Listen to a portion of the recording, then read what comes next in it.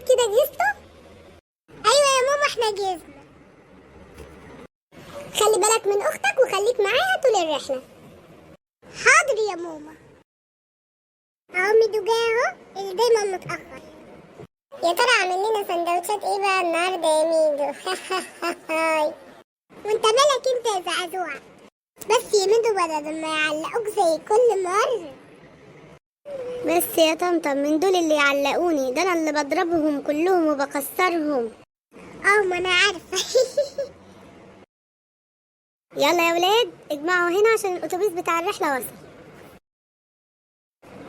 احنا وصلنا يا ولاد لاكبر محميه طبيعيه، ابتدوا بقى تلعبوا وتفسحوا زي ما انتوا عايزين. يلا بقى بينا عوام.